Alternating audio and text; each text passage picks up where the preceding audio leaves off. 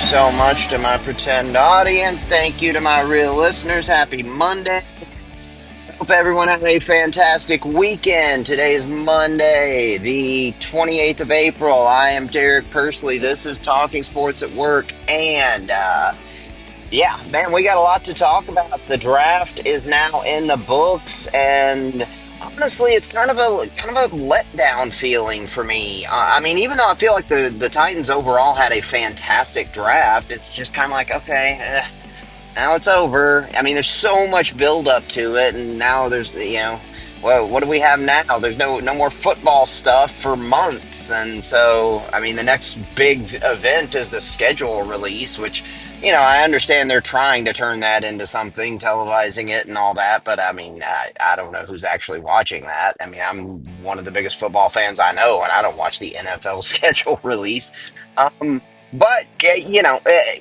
I think the draft was outstanding overall for my team. It was also full of excitement. I mean, the trades were happening early and often, and that always makes for an entertaining draft. And they continued throughout. I think, excuse me, the obviously the Shador Sanders, excuse me, drama added another layer to it.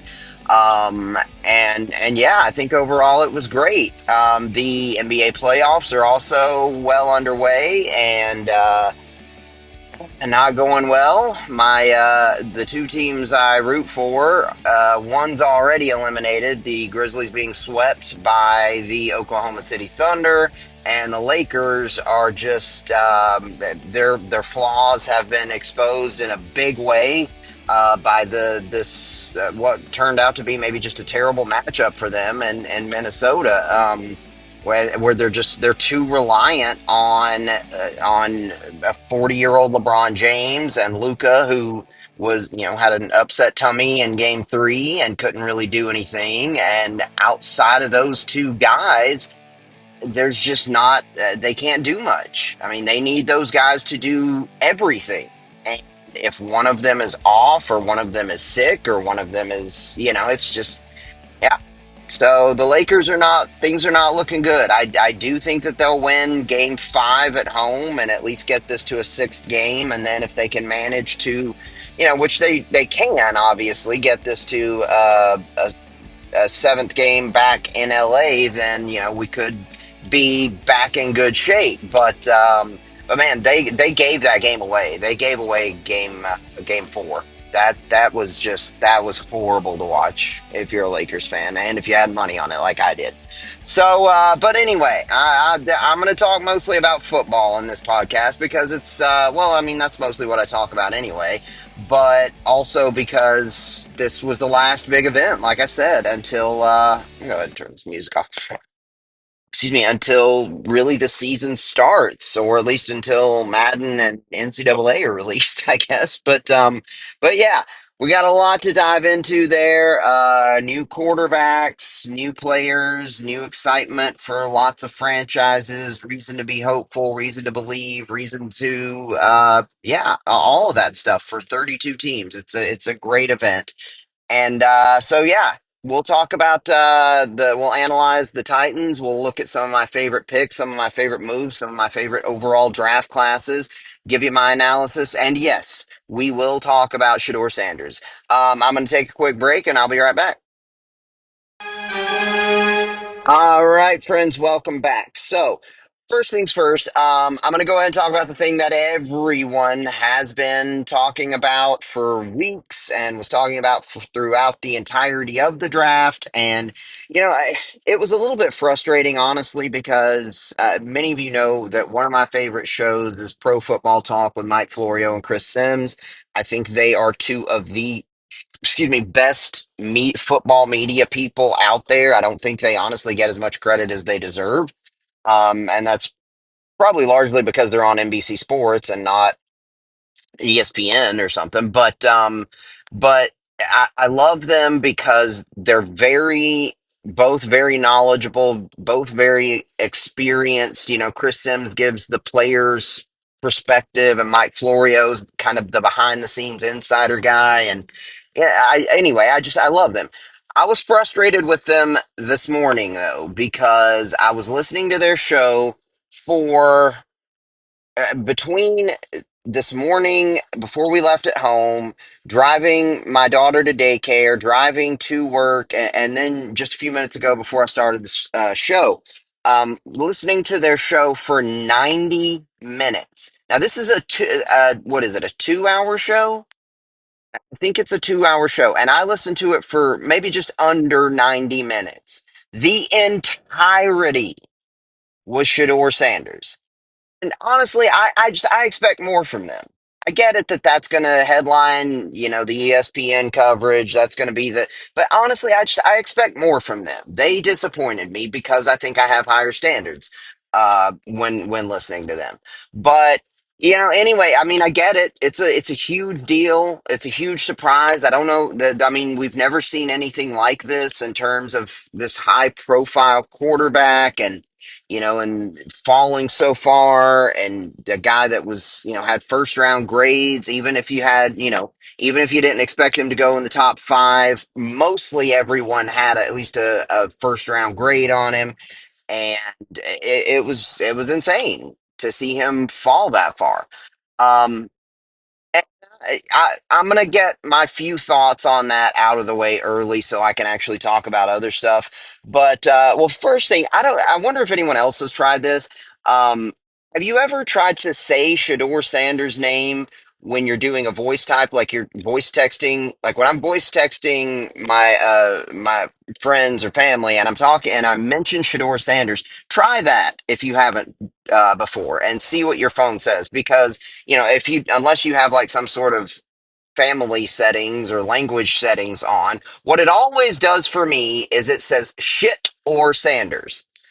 That's what I get every time. So now every time whenever I'm talking to my friend or my cousin about it and I'm texting, his name is now shit or Sanders. Just a funny little note there.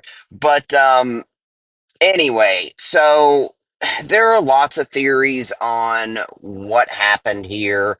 I said all along, for a long time, I stuck to my guns that I thought the Giants would take him at 3, and then in the final mock draft I did, the insiders and people who were actually in the know kind of won me over, and I realized that these guys know more than I do, and if they don't believe that this is all just smoke and misdirection, then they probably know. So, but even then, I still said I would be surprised if he got past the Saints at 9, and if he fell to the Steelers at 21, I would be blown away if they didn't take him. And of course, that's what happened. Bear with me just a moment.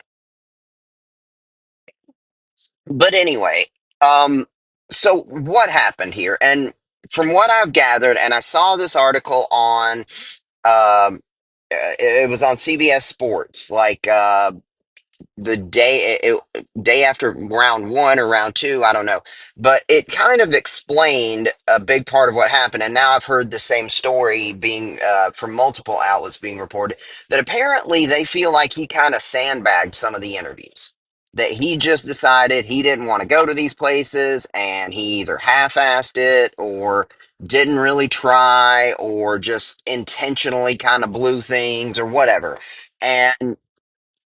And so in the end, I think that was the biggest deal of all of what caused him to fly or fall, was just sort of this sense of disrespect for the process, and that this idea that, or at least the way it came off, that he was too good to put in the work for these teams that he didn't feel like were going to take him, or he didn't want to be there, or whatever. And his father apparently handled some of the stuff the same way, but Deion Sanders, there's a difference there. Deion Sanders was a true generational talent.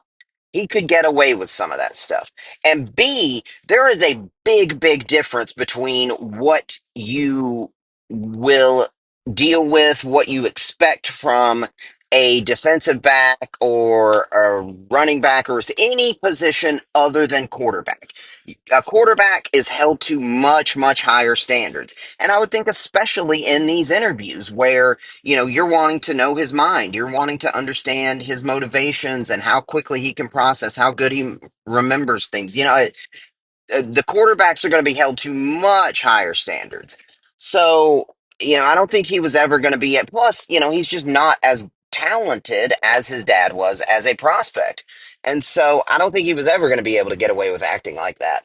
Um, and this is what I've talked about too for a long time now when I've said that the most important thing that happens, the single biggest factor, the one thing that actually could significantly impact a prospect's draft status after the season ends is it's at the combine is it's not the testing, it's not his 40-yard dash time, it's not how anything he does in shorts and a t-shirt, it's the interviews, it's stuff that we don't have access to as fans, and most of the media does, even the insiders don't have direct access to.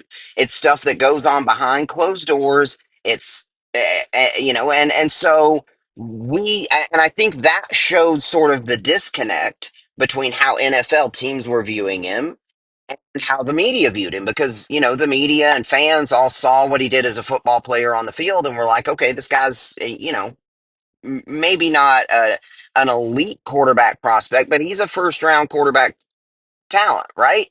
But the teams had access to information that none of the rest of us did. And that was how he handled those interviews. And so that kind of, I think, should give some clarity to why there was this big disconnect between how the NFL viewed him versus how everybody else viewed him, because they just had access to information we didn't. Um, and again, that's why I've said all along, the combine is important. I'm not one of those people that say that, the underwear Olympics don't matter, but the biggest thing that goes on there, the most important thing that goes on there, it's not the 40-yard dash or any of the numbers, any of the physical testing. It's the stuff that goes on behind closed doors. It's the interviews. It's how these prospects do when they meet with the coaches, meet with the GMs. And so I think that, and it's also not a coincidence that going into the combine, before early this month or last month, whenever it was, um, it was still viewed as the two-horse race for the number one overall pick. It was either going to be Cam Ward. Cam Ward had kind of taken a slight edge in most people's opinions, but Shador Sanders was still right there. And as most people viewed him as still a very heavy, a serious contender to be selected number one overall. And it was after the combine, or during and after the combine, when we saw this clear shift happen and this clear gap develop between Cam Ward and Sanders. And that's why we know now, because for whatever reason, and we don't know the details, all we know is what the teams will report. And, most of them are only speaking anonymously. And we don't know who's saying what, how much truth, but we are hearing from multiple sources that he just conducted himself poorly in the interviews. And so that's what it was. I mean, that's it in a nutshell.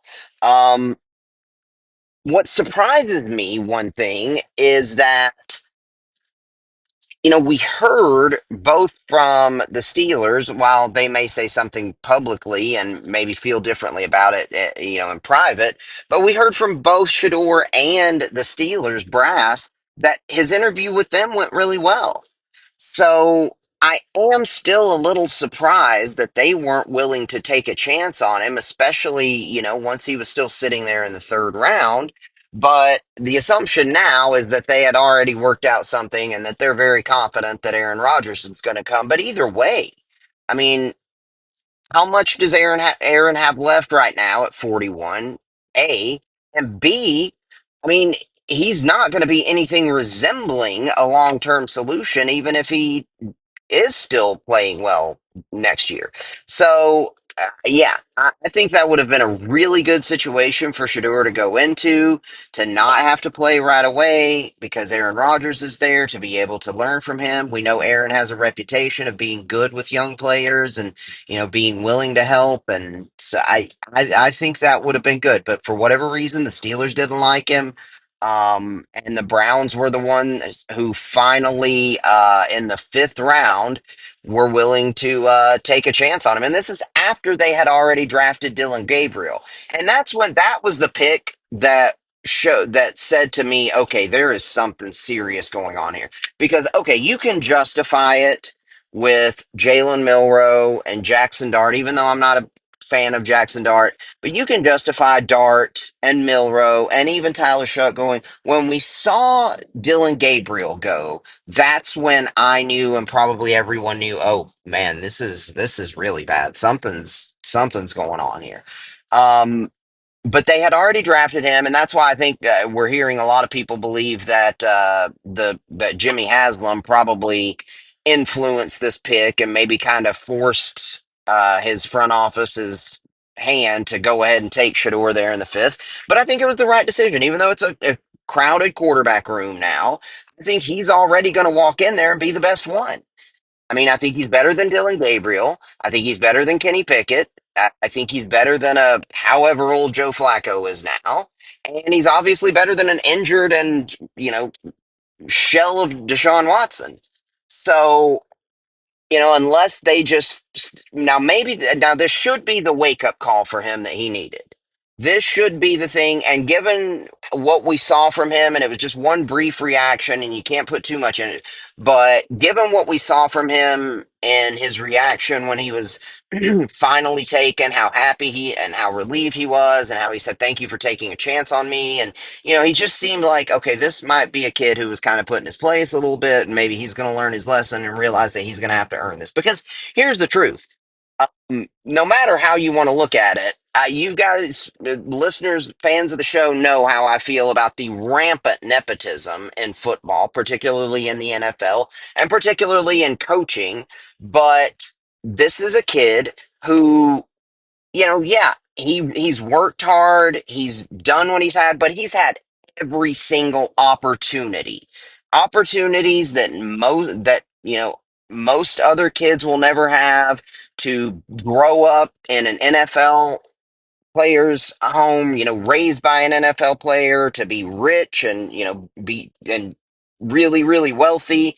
I mean, he's had every opportunity. Now you can whether or not you believe that he earned the starting job or he got the starting job because his dad was the coach. I don't know. I mean, he looked like he was a pretty good quarterback to me, so I'm gonna I don't think it's fair to say that he didn't deserve or earn the starting quarterback job. um but every single opportunity, although he has taken advantage of them, those opportunities have been given to him that most do not get.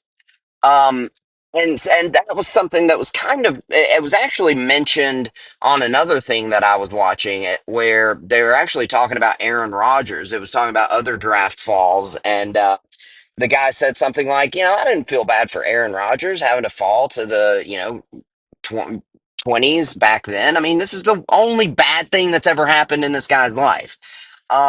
And so that because I, like probably most people, were feeling for Shador, and I still do. But then hearing that kind of reminded me of like, yeah, this is probably the only bad thing that's really happened to him so far. I mean, growing up as Deion Sanders' son, getting to be the starting quarterback, getting to, he had his own draft party branded. And I mean, this is just entitlement to the 10th degree. So let's maybe just put it in perspective a little bit. He's still going to get a chance to play. And honestly, it seems like the way he handled things, now, whether this was bad advice or someone else's fault indirectly, I don't know. But he's the one who chose to handle those interviews that way. And so it is his own fault that he felt like this. And I think he probably will have learned a lesson from that, and I think he's going to walk in and right away be the best quarterback on the Browns roster. Um, and we also heard about just the football fit made all the sense in the world, and that Stefanski offense. It seems like it would be a perfect fit for him. So this could be, still work out really well. Now they're going to have to figure out what to do. I mean, obviously they've got too many quarterbacks now, but they'll figure it out. Um, and yeah. That those are my thoughts. Now, again, I don't know what the Steelers are doing. I've talked about this a lot, but I don't know what their plan is. It's got to be Aaron Rodgers. I'm surprised after hearing him talk and then after hearing them talk over, was it last week? Or the week before, I think. But apparently that's still got to be the plan. But anyway, I'm going to take one quick break and then we'll get into stuff that's not Shador Sanders for once. Alrighty, welcome back, friends. So many of you know that I am a big time draft junkie. I always have been. I've always really enjoyed the draft, and it brings a nice combination of college football and NFL football. It's where the two worlds meet. It's also the opportunity that every team has to get better, and every team can win on that day. And I've said this before, my whole theory on if you're a fan of a team that's not good or that's been through a rough patch, you end up, I think, being a bigger fan of the draft. Um, but anyway, so I watched all of day one and day two, and I watched most of day three as well. I was even out fishing with the kids on Saturday, and I had my phone still going with me with the draft going on it. So, which by the way, we had a great time, and we caught 8 fish. It was the first time that all four of us actually caught at least one. So that was fun. Also, by the way, the kids' soccer game, I need to mention that. I keep being reminded by my mom that I'm not talking about that enough. But Arlo, his team didn't do as well, but they were up against the team that is coached by the director of the entire thing, and they clearly just loaded that roster, and at least one of the kids was too old to be on that team, and so they didn't have a great game. But Jack's team won. They're still undefeated, and he also played a little bit of goalie, which he likes doing, but he's just small and he's better when he's in the field. And I actually told him whenever they had a little like quarter break, which I think because they separated into quarters at that age, I guess. um I actually told him, "Hey, why don't you ask if you could go back out into the field?" I said, "You're doing a good job, but you're just better out there." And so he did, and it was tied 1-1 at that point. And then once he got back on the field, he scored, and then we scored another goal. Another kid scored another goal, and his team won, so they're still undefeated. Actually, got a video of him scoring a goal for the first time this year because I never like to have my phone out. I'm always paying close attention, and I mean the coach in me, I guess, comes out because I've just gotten used to coaching him in football and basketball. And so, I'm kind of, yeah, I'm that dad, I guess, out there. But Caitlin, our cousin, got a video of him actually scoring a goal. So go check out my Instagram. It's on there. And I got a video of him playing goalie a little bit. But anyway, he did a fantastic job like always. And so that was really fun. But anyway, my personal life aside, the Tennessee Titans, obviously the biggest thing we did was the first thing we did, and it was not a surprise to anyone. I think I talked about this. Yeah, I did. I talked about this on the show Friday. So I won't get into Cam Ward all that much, but it's just he brings a level of excitement and optimism that we have not had for as Titans fans for a very long time. So that is something in itself.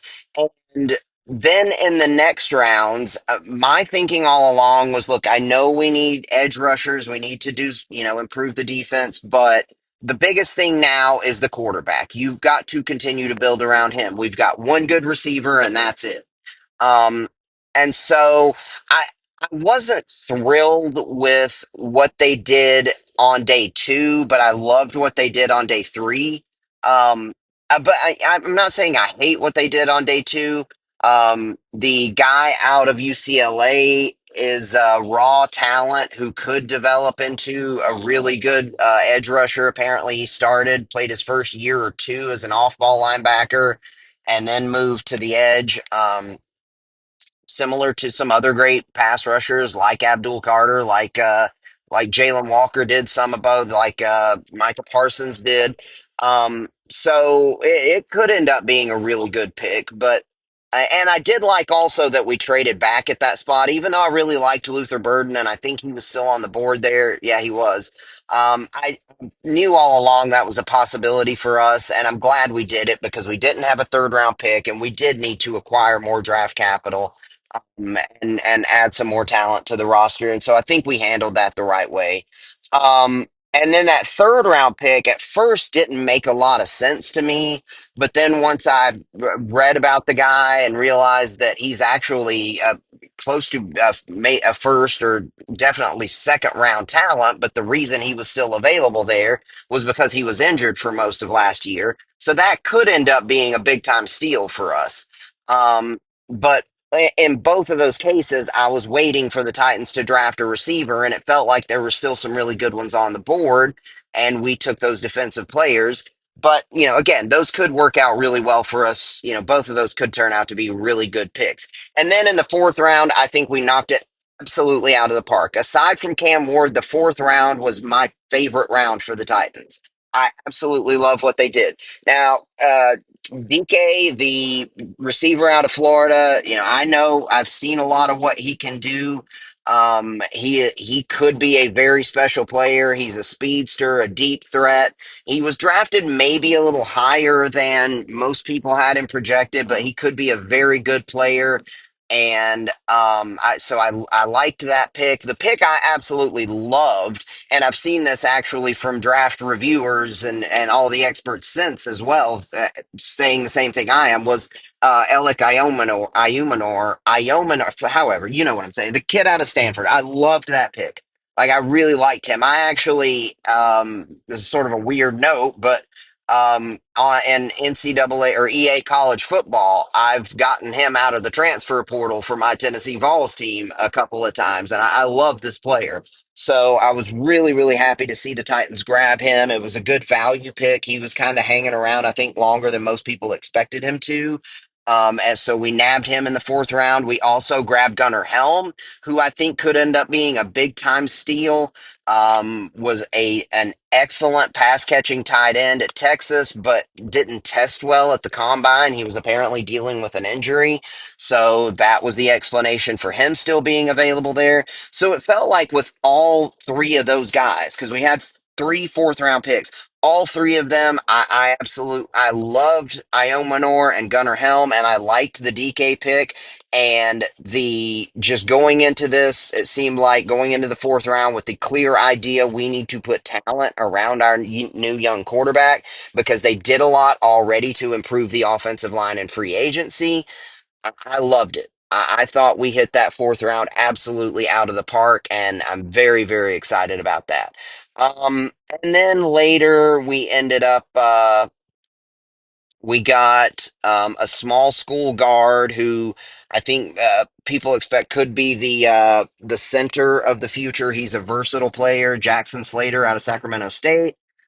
Then we got Marcus Harris in the sixth round. I don't know much about him, a DB out of California. We'll see. He's a sixth round pick. And then later in the sixth round, we got a big, thumping, powerful back in Kalel Mullings out of Michigan, who, if nothing else, should be able to contribute in short yardage situations because we just really didn't have that kind of guy, except for maybe Julius Chestnut. This should be an upgrade there, and he should be able to contribute on special teams as well. So I absolutely love what the Titans did in the draft. And if you look at the grades from, NFL.com, ESPN, and all, CBS, all the big outlets, most of them gave, I think the lowest grade I saw was somebody gave us a B minus. And I can't remember who that was, but I know on NFL.com they gave us an A. I think ESPN gave us an A or a B plus. So I think the general consensus is that the Titans did very well, and I absolutely agree. Again, I feel like maybe that second round pick, Mike Green was still sitting there, but I didn't realize until after the fact that he's got some sexual assault accusations in his past, so that explains his slide. And after reading that, I was okay with us not taking him there. But this guy's got the raw talent and ability, and then Kevin Winston Jr., the safety we got in the third round. I just saw us picking a safety in the third round, and my thinking was, what? We need receivers. But given the value and the fact that he probably would have been, a second round pick had he not been injured, maybe even a late first round pick. Well, probably a second round pick if he had not been injured for most of last year. I was like, okay, well, now that, yeah, that makes sense. But then we knocked it out of the park in the fourth round and got some good value pieces in the fifth and sixth as well. And then also, I was watching. One reason why I was actually watching at the very end of the draft, at the end of the seventh round, was to make sure no one took Xavier Restrepo. I was hoping no one would take him because I knew if no one takes him, he'll come and play with his Miami quarterback. He'll come to Tennessee and sign with us because he'll want to go play with Cam Ward. And that's exactly what happened. So that almost honestly counts as another good seventh round pick. Getting Restrepo, who was Cam Ward's favorite receiver in college, that's another awesome addition. So I really, really like what the Titans have done. The beginning of the Borgonzi slash Brinker era, whoever's actually calling the shots, has actually gone very well. I love what they did in free agency, doing a lot to significantly improve the offensive line. I love what they did in the draft, not outsmarting themselves, not overthinking this, not passing on the opportunity to take a franchise quarterback, and then getting your edge rusher with who's got super high upside and getting three really talented high upside pass catchers in the fourth round. So, yeah, really happy with what the Titans did. I'm going to take a break and we'll analyze some of the other draft stuff as well. All right, friends, welcome back. So, um, I took some screenshots of some of the draft classes that I just thought were interesting, some of my favorite ones, some of the ones that I just, for whatever reasons, kind of stood out to me.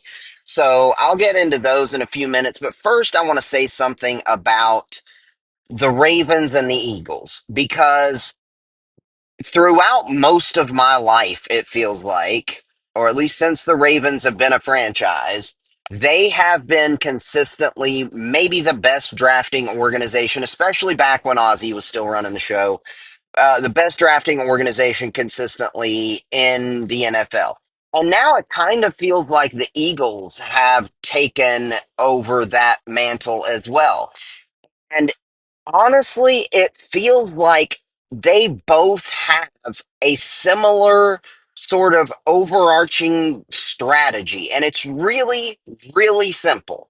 And there's a lot more to it than this, obviously, but it feels like both the Ravens and the Eagles, the one thing that they do that makes them so good at drafting and always getting the best young talent and the best players to develop on their rosters, they don't try to outsmart everybody. They don't create their draft board in some locked room where it's only them and their scouts and not listening to anything from the outside and think that they know better than everybody else. That's what most NFL franchises do, it seems to me like. That's why you see these big head scratching reaches so often. That's why you see these teams. That's what the Titans often did. They definitely did it under John Robinson. They did it a little bit even with Rand Carthon. We didn't do it nearly as badly this year so far, so that's good. But the thing that the Eagles and the Ravens do is it seems like they actually kind of listen to some of these media guys. And they realize that Mel Kiper kind of knows what he's talking about. Daniel Jeremiah kind of knows what he's talking about. We're not going to completely shut out their big boards and just know that we know better than everybody else. Because what happens every time you see this really good player falling down draft boards, or he's just or just falling down in the draft, and Mel Kiper will say something about, I'm really surprised this guy's still available. Really surprised Jalen Carter's still available a few years ago. Really surprised Malachi Starks is still available. Really surprised that Deion Campbell's still available. Anytime we see who ends up taking that guy, it's either the Ravens or the Eagles. And so I think that their strategy is basically to just take in as much information as they can, not think that they know better than everybody else and try to get so cute and clever and smart, They just sort of take in all the information. And I think that even includes some of the media perspectives, some of the major media people who do know this stuff as well as most front office people. I think they just take that into account as well. Now, I'm not saying that they sit, eagerly waiting for Mel Kiper's big board to be released or anything, but I just think that they take it into account. Whereas most other NFL franchises seem to have sort of an adversarial relationship with the media. Like, oh, they don't know what they're talking about. They never played. They never coached. They never had, and we know this stuff. They don't. But it feels like the Eagles and the Ravens front offices, they just seem to be willing to sort of take that into account too. Or either that, or they just have their staff is built of people who think similarly to the media experts. Because it feels like every single year, almost every round, what happens when we see one of these players that we expected to go higher falling down the board? Who ends up snagging him? So often it is the Ravens or the Eagles. And I just think they have this more simple approach where they don't think they know better than everybody else, and they just take the best player, the guy that everyone agrees is the best player that's still sitting there. And I know obviously there's a lot more to it than that, but I just think other front offices are just filled with these. Especially the GMs. I mean, to have worked your way up into that position, you've got to have like a sort of psychotic level of confidence. You've got to just be so certain of yourself and your abilities to reach that level of success. I mean, pretty much the pinnacle of, of NFL jobs, other than playing and coaching. You to reach that level of success, you've got to have a level of confidence that's just off the charts. And so I think so many of them think that they're just so smart, they know better than everybody. And so they block out a lot of valuable information that the Ravens and Eagles front offices actually at least take into account. So anyway, that's my thought on that. I'm going to take a quick break and we'll actually dive into some of the specifics of the draft classes and who I liked and who I didn't and all that stuff. I'll be right back. Alrighty, friends, welcome back. So, um, looking at the draft classes, I went through, like I said, and I just took some screenshots of one of classes that stood out to me that I liked or I didn't like, and I just went down the NFL app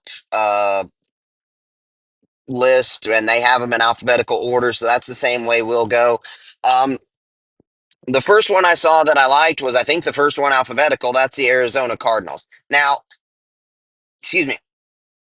In the first round, they took Walter Nolan 16th overall. Some people saw that as a reach, and I can get that. But I said all along, I think he's going to go higher than most of these mocks have him. And most of the mock drafts had him going in the late first round.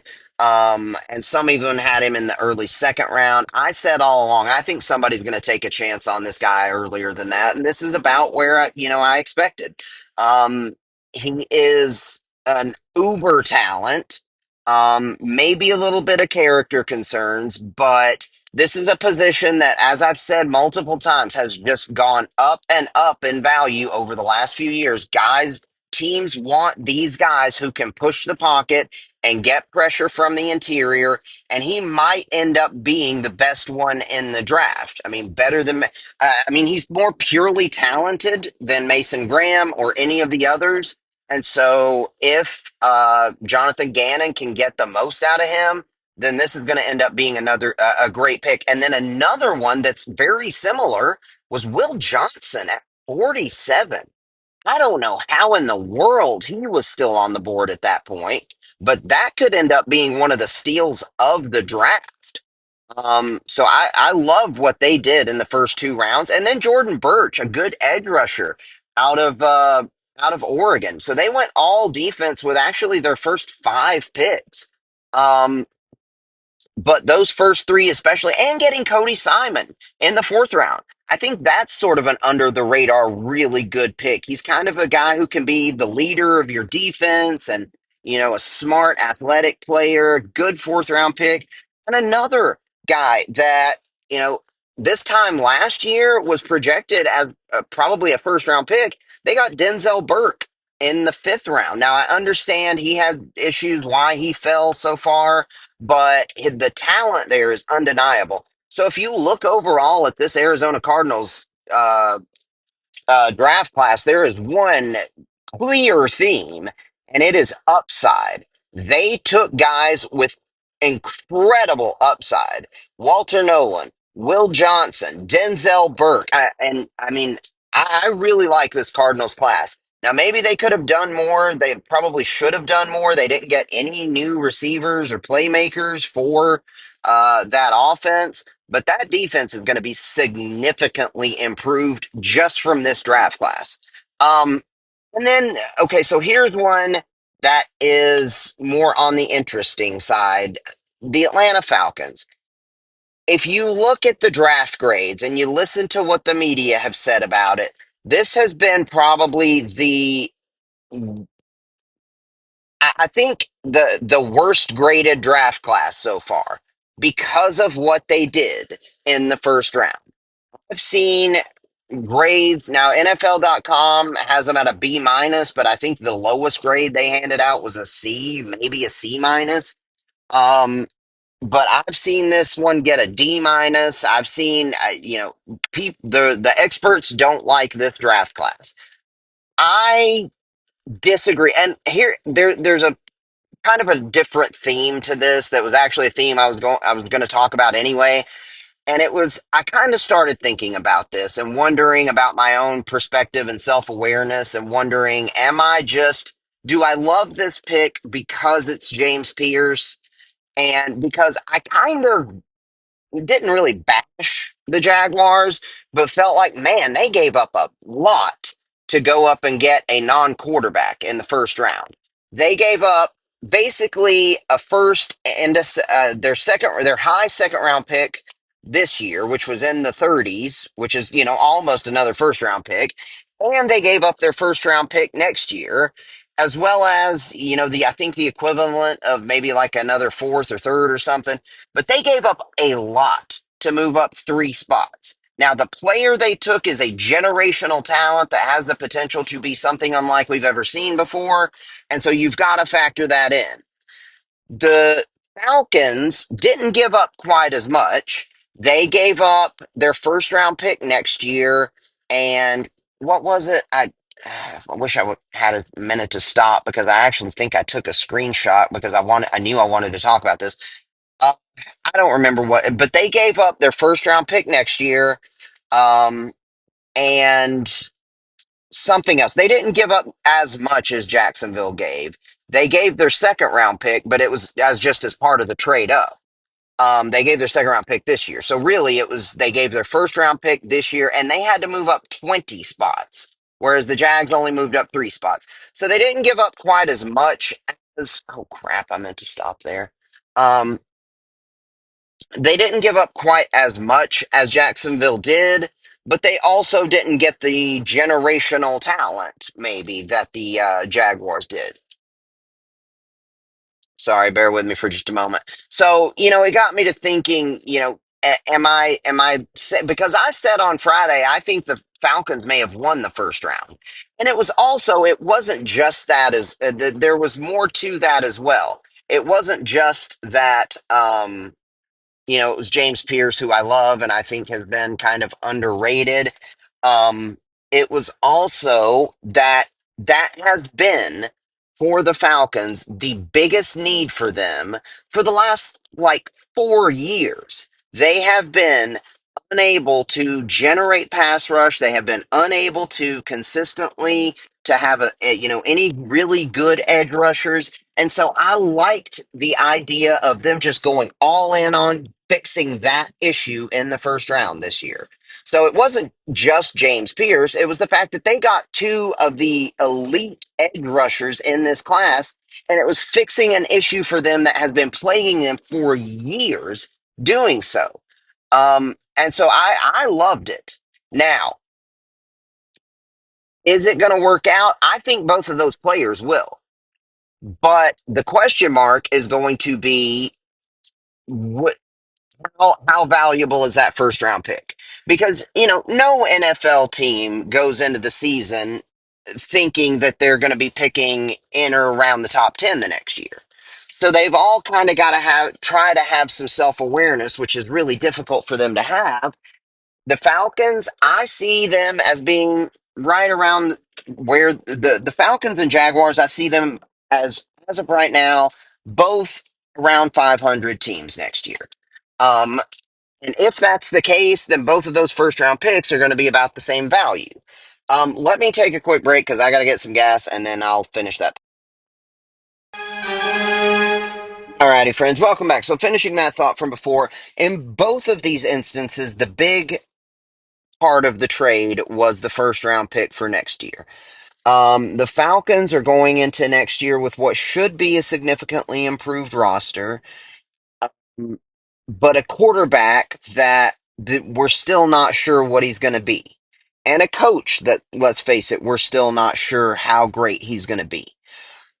The Jaguars are going into next season, even though I still believe Trevor Lawrence is going to pan out with some question marks about him. He still hasn't quite lived up nearly to his stock status, whatever, and a first year head coach that we don't know how good he's going to be. Um, but both of them expect, obviously, to be better than they were last year. So how valuable is that first round pick going to be? We don't know for either one.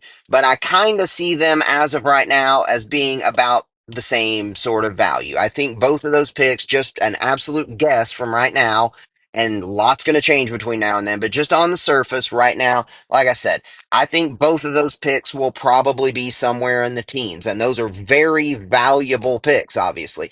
And that's one of the reasons why I kind of loved what the Browns did. Even though Travis Hunter's a special player, he's also kind of comes with some of his own problems because how much do you let him play on both sides? How much injury risk are you willing to take on?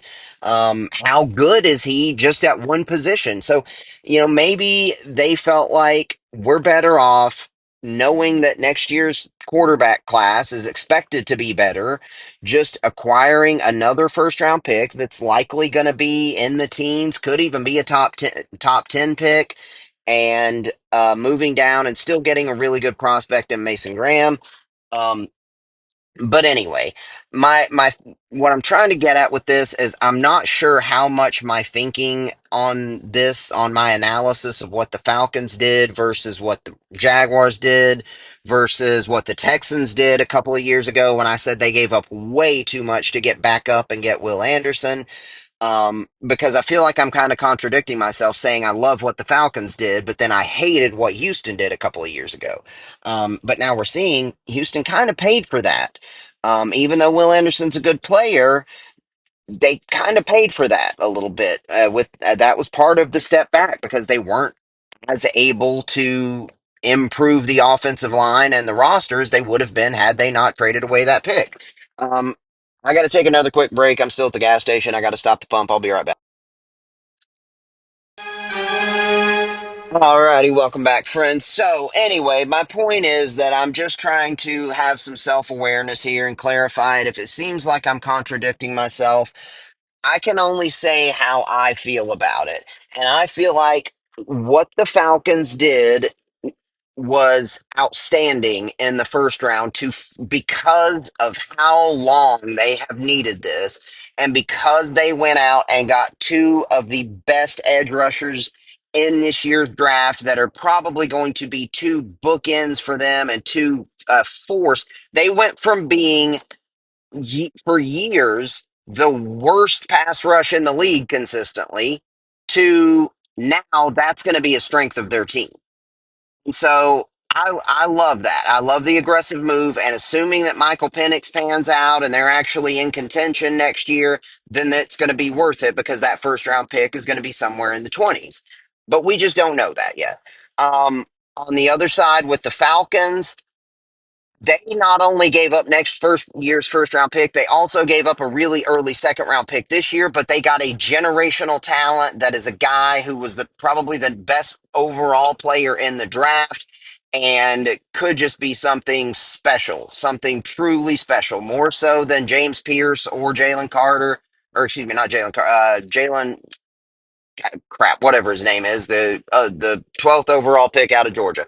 Um, and so really, I think the success of these trades, we won't know it until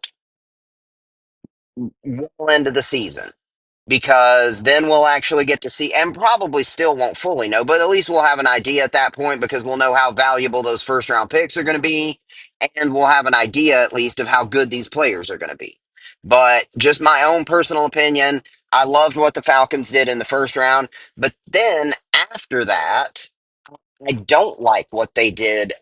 I don't think they did nearly enough to improve their roster. Now they only had after that trade, they and their two first round picks, they only had a 3, a 4, and a 7.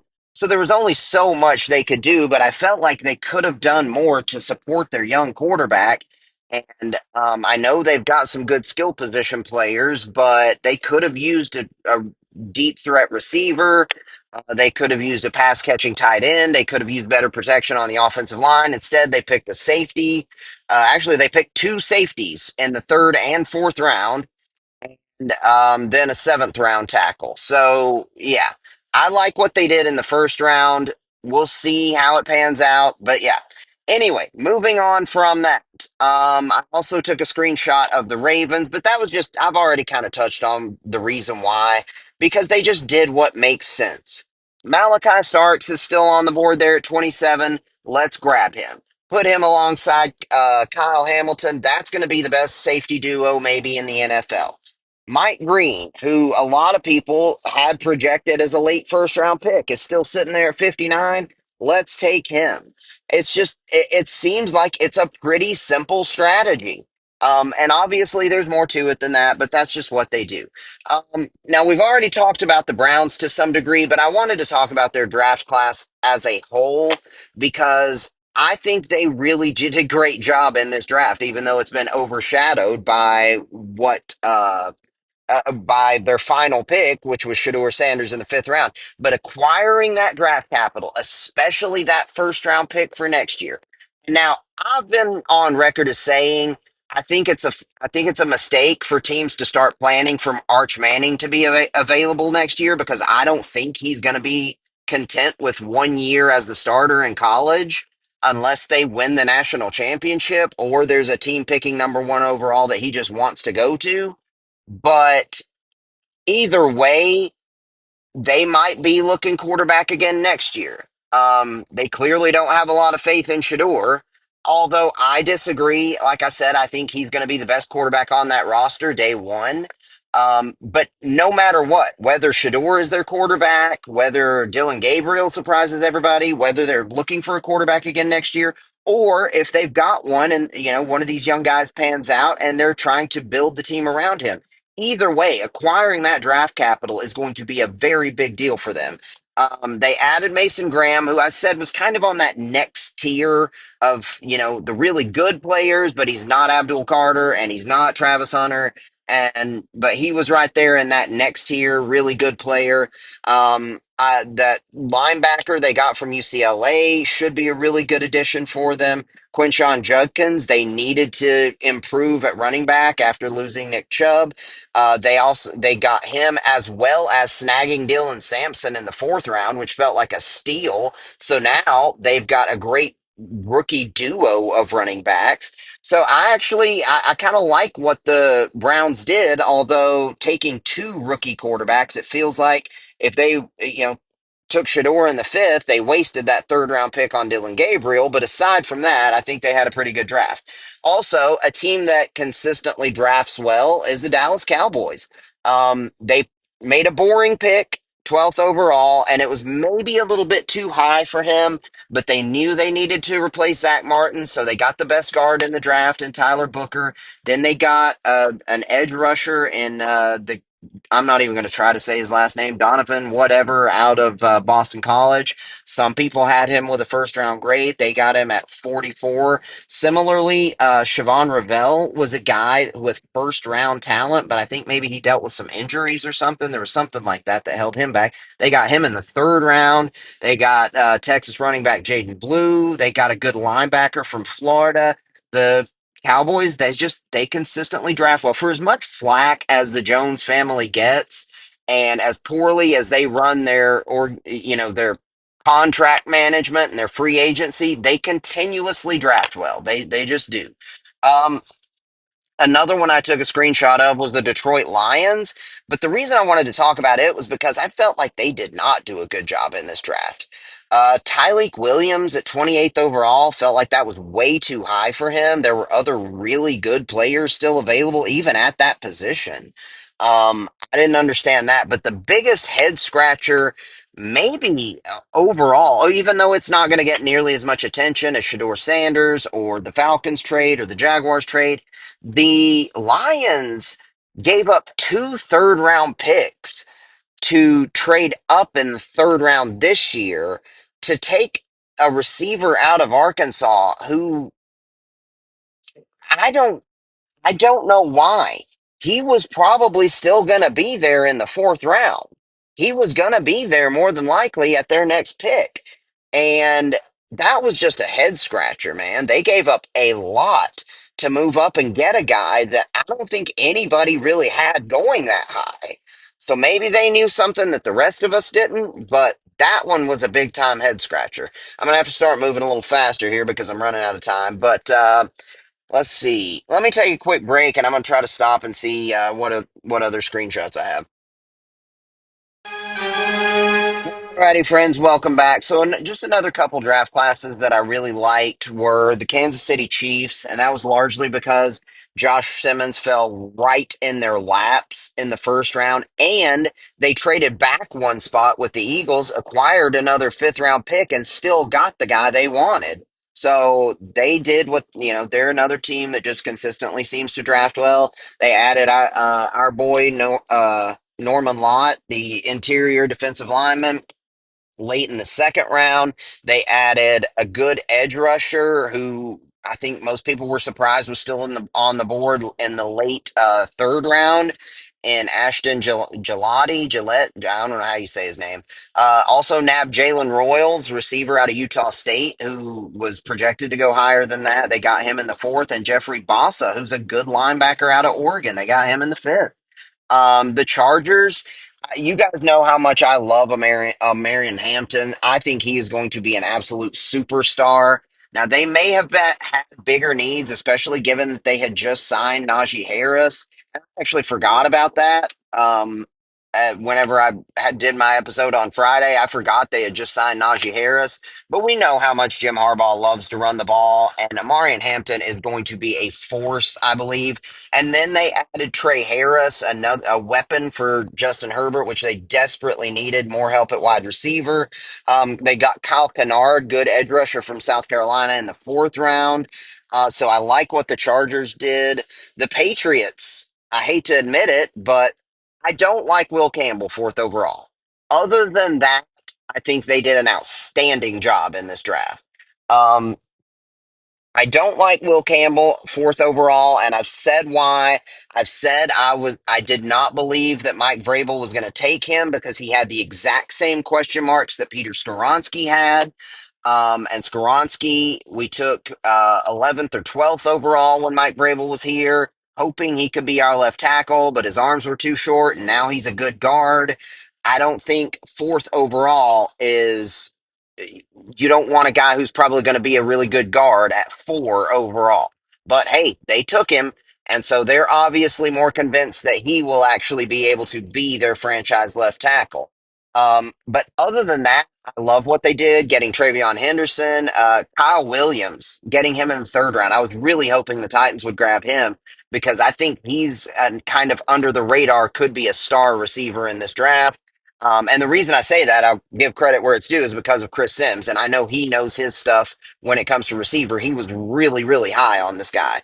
Um, who else they got? They got Braden Swinson, edge rusher out of LSU. I think as much as I hate to admit it, because the coach that I never wanted us to fire is now up there. I think the Patriots had a really good draft. I think the Jets actually had a pretty good draft as well. Even though I liked the Armand Membu pick at right tackle for them because of their situation, because this now gives them their franchise bookends for the next decade, I think, with Fashanu on the left side and Membu on the right side. They got Mason Taylor in the second round. They got Thomas, the kind of, I believe, underrated cornerback out of Florida in the third. One pick that I didn't like, or I don't know. He's kind of a boomer bust guy as Arian Smith. I felt like they drafted him too high. He's everything you could want in a receiver except one big thing, and that's reliable. He had way too many drops, and you could tell it just got to the point where it was pretty much the yips. Like it's in his head, and he just could not get out of it all year last year. Had it not been for that, he would have been probably a first round pick.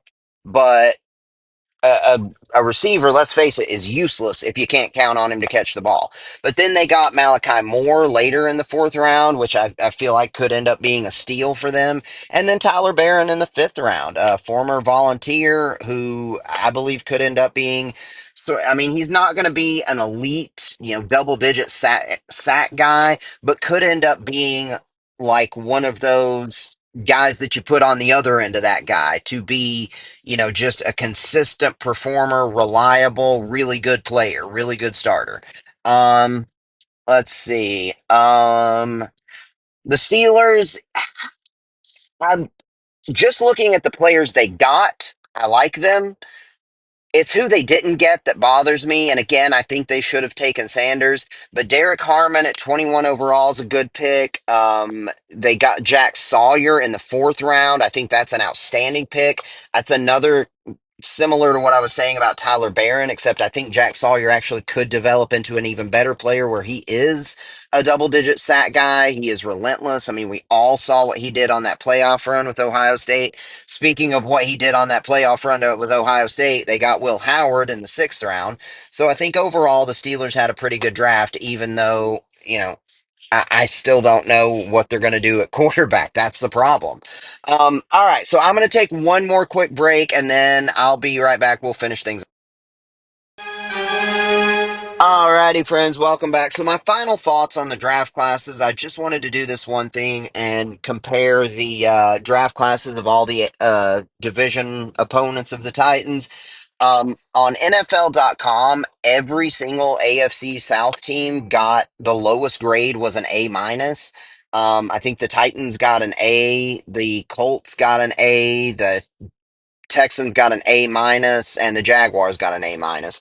So overall, according to them, they think they did a really good job. I think we had the best draft of all of them because of Cam Ward, because of what we got in the fourth round, and because of the upside of the guys we got in the second and third rounds. But the Jaguars, obviously, their draft is highlighted by Travis Hunter, who, enough has been said about him. He could be something special. Outside of him, though, looking down the list a little bit, I mean, they got Bashal Tutin, who is game breaker potentially if he can play well. They got him in the fourth round. Jack Kaiser's a good linebacker they got in the fourth. Um, Honestly, other than Hunter, though, I'm not crazy about the Jags draft. The Colts, they nailed it in the first round, grabbing Tyler Warren, who just fell in their lap. I also like second round pick JT Tuamolu, however you say his name, the edge rusher out of Ohio State. They got Riley Leonard for a little bit more depth and somebody who, could develop or at least be a backup in the sixth round. And the Texans, I kind of like what they did, but I think they should have put more into the offensive line. It seemed like receiver was their priority. I get that because you've had injuries, issues with Tank Dell and Nico Collins, but they've already got a pretty good receiving core with Nico and Tank Dell. And I know Stephon Diggs is no longer there, but your offensive line is the problem. They got in the late second round, they got a tackle out of Minnesota, Ursay, that I don't really know that much about, honestly. but their first second round pick was 34. They took Jaden Higgins out of Iowa State, and then they got his teammate, Jalen Noel, in the third round. Um, and then they didn't take any more offensive linemen. That was surprising. They got some good players, but I just don't like that they didn't give CJ Stroud more protection. Anyway, all right. So I got to call it. I'm over an hour now and I got to get to work. So hope everyone enjoyed the show. Like it, subscribe to it if you haven't already, share the link, tell your friends about us. Hope everyone has a fantastic week. I will talk to you again soon. All right. Love you. Bye.